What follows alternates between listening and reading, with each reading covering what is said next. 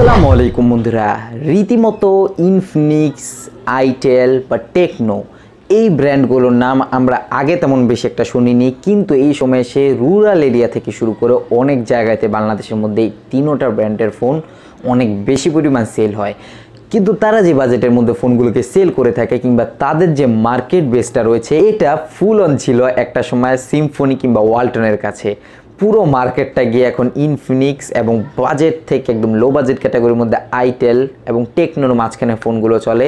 কিন্তু ইনফিনিক্স এই সময়ে এসে কিছু কিছু ধামাকাদার ফোন আনছে, সেই ক্ষেত্রে তাদেরকে বাহুবা দিতে হয়। বাজেট ক্যাটাগরির মধ্যে ডেডিকেটেডলি যাদের স্ক্রিন বড় প্রয়োজন, একদম 7 ইঞ্চির স্ক্রিনওয়ালা ফোন আনছে, যাদের বেশি পরিমাণ ব্যাটারি ব্যাকআপের প্রয়োজন, 10,000 টাকারও নিচের মধ্যে 6000 মিলি অ্যাম্পিয়ারের ব্যাটারিওয়ালা ফোন আনছে। এছাড়াও তারা দারুণ আরও বেশি পরিমাণ কম্বিনেশন আনছে, যদিও বা সফটওয়্যারের দিক দিয়ে তারা এখন পর্যন্ত ওই পরিমাণ কেপেবল না। কিন্তু আজকের ভিডিওতে আমরা কথা বলবো ইনফিনিক্স হট 10Sকে নিয়ে, যেটা কিনা এই বাজেট ক্যাটাগরির মধ্যে দারুণ একটা চয়েসও হতে পারে আপনাদের জন্য। কিন্তু বন্ধুরা, এর আগে সবসময়ের মতো আমি ইউসুফ স্বাগতম জানাচ্ছি টেকোস্তাদের এই নতুন একটা ফ্রেশ এপিসোডে। তো চলেন শুরু করা যায়।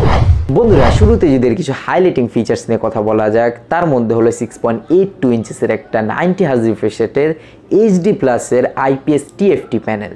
এখন মেন বিষয় হচ্ছে, অনেকে বলবেন যে এইচডি প্লাসের প্যানেল ভাই এটা তো এই বাজেট ক্যাটাগরির মধ্যে একদমই মানানসই না, কিন্তু ডিসপ্লে যেহেতু বড় সেই ক্ষেত্রে ডিসপ্লের কোয়ালিটি ভালো দেখাবে না, এটা স্বাভাবিক ব্যাপার। বাট তারা বলছে যে তারা ডেডিকেটেডলি যারা কিনা অনলাইন ক্লাসেস করে, ভিডিও কলে অনেক পরিমাণ মিটিং করে, যাদের কিনা বড় স্ক্রিন প্রয়োজন, স্ক্রিন কোয়ালিটি তেমন ভালো না হলেও চলবে কিন্তু বড় প্রয়োজন, তাদেরকে ডেডিকেটেড করে বানানো হয়েছে এই ফোনটা।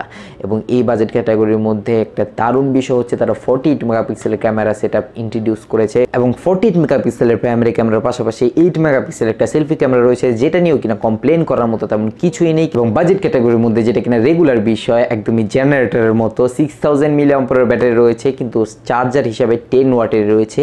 এই বাজেট ক্যাটাগরির মধ্যে যে তারা এই কম্বিনেশনের সাথে 6000 মিলি অ্যাম্পিয়ারের ব্যাটারি দিয়েছে, এটাই অনেক। 10 ওয়াট থাকুক কিংবা 20 ওয়াট থাকুক না কেন, ওটা নিয়ে এত কোয়েশ্চেন করার মতো বিষয় না। মেন বিষয়টা হচ্ছে তাদের সফটওয়্যারের প্রবলেমটা আগে থেকে হয়ে আসছে, কিন্তু ইমপ্রেসিভ দিক রয়েছে এই ফোনের মধ্যে, সেটা হলো প্রসেসরের মধ্যে। 13,000 টাকার বাজেটের একটা ফোনের মধ্যে মিডিয়াটেকের হেলিও G85 থাকছে, যেখানে কিনা এই মিডিয়াটেকের G85 শাওমি প্রায় 15-16 হাজার টাকার মধ্যে দেয়। রিয়েলমিও তেমন রেগুলার দেয় না, কিন্তু রিয়েলমি সি সিরিজের অনেকগুলো ফোনের মধ্যে ইদানিং পাওয়া যাচ্ছে এই বাজেট ক্যাটাগরির মধ্যে, সেটা অনেক দারুণ বিষয়। কিন্তু ইনফিনিক্স এই বাজেট ক্যাটাগরির মধ্যে মিডিয়াটেকের G85 ইন্ট্রোডিউস করেছে, যেখানে কিনা বোঝা যাচ্ছে যে অ্যাটলিস্ট যারা কিনা রুরাল এরিয়াতে থেকেও ইনফিনিক্সের ফোন বাই করে, তারা অ্যাটলিস্ট কোয়ালিটিফুল একটা পারফরমেন্স পাবে এই ফোন থেকে। প্রাইসিংয়ের দিক দিয়ে দুইটা ভেরিয়েন্টে এই ফোনটা পাওয়া যাচ্ছে অ্যাভেলেবেল, 4128, 6128, যথারীতি 13,000 এবং 15,000 টাকার মধ্যে। এই বাজেট ক্যাটাগরির মধ্যে অবভিয়াসলি এটাকে রেকমেন্ড করা যায় ক্যামেরা পারফরমেন্স সহ ব্যাটারি ব্যাকআপের দিক দিয়ে। কিন্তু ডিসপ্লে বড় হয়েছে এটা ঠিক আছে মাল্টিমিডিয়া কনজিউম করার জন্য, কিন্তু ডিটেলসের ঘাটতি থাকবে, এটা আপনাকে মানতে হবে। এবং এই বাজেট ক্যাটাগরির মধ্যে সবাই 720p ডিসপ্লে দেয়, যেটা নিয়ে কিনা অবজেকশন দেওয়ার মতো কিছুই নেই। কিন্তু বড় ডিসপ্লে রয়েছে যাদের কিনা প্রয়োজন কিংবা পছন্দ কম বাজেটের মধ্যে বড় ডিসপ্লে, তারা অবভিয়াসলি চেক আউট করতে পারেন। অ্যাটলিস্ট তুলনামূলকভাবে সিম্ফনি ওয়ালটন থেকে বেটার পারফরমেন্স এই ফোনটা থেকে পাবেন।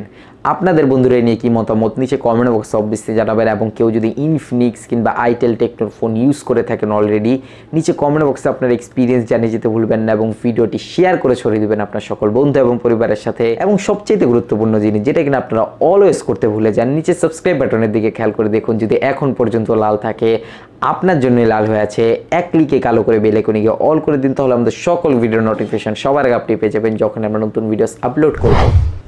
I'll catch you guys in the next video. Allah Hafiz.